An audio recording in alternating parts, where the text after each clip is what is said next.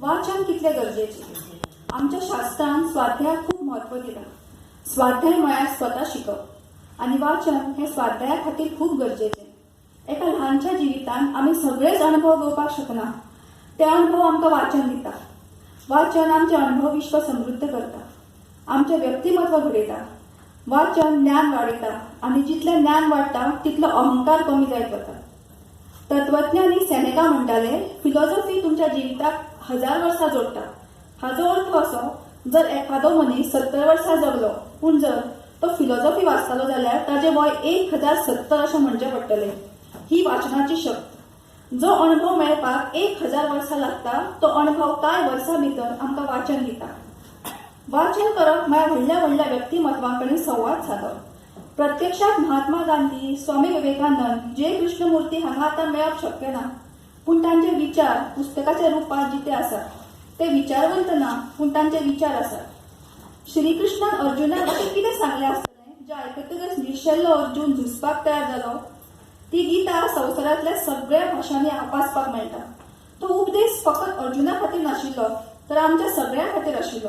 जगप कशें हें आमकां गीता शिकयता.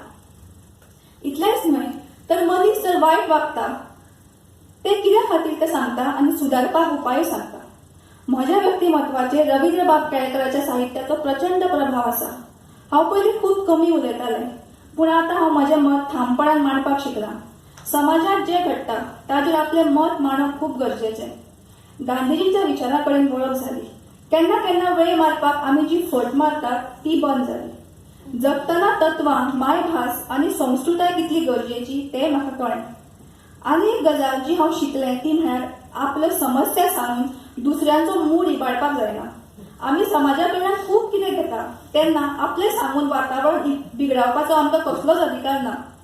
तशेंच एक लेखक म्हणून म्हज्या अणभवांतल्यान आनी विचार मंथनांतल्यान जें वीख आनी अमृत तयार जाता तातलें फक्त अमृत लोकांक दिवप, वीख पचप, नकारात्मकताय पातळप ना. रवींद्र बाबाचें साहित्य वाचून म्हाका भगवद्गीता समजुपाक खूब मदत जाली. गीतेत जें सांगलां ताजोय हांव दिसपट्टी उपेग करतां. मनशाक केन्नाच कर्तव्याक चुकपाक जायना. तोखणाय आनी निंदा मनाक लावन घेवपाक जायना. मन शांत दवरप, मन निर्मळ दवरप आनी परिस्थिती कडेन तटस्थपणान पळोवप हे गितेन सांगिल्ले कांय म्हत्वाचे विचार. वाचनाचो प्रभाव इतलोच चड आसता. एक नेमान वाचन करपी आनी कांयच वाचना ह्या दोगांय मदलो फरक रोखडोच कळटा. वाचन हे खंयच्या भाशेंत केल्यार प्रभावी आसता, पूण शक्यतो आपल्या माय भाशेंतल्यान वाचपाक जाय. ताजो चड बरो प्रभाव पडटा. एक सशक्त व्यक्तिमत्व घडोवपा खातीर नेमान वाचन करप खूब गरजेचें.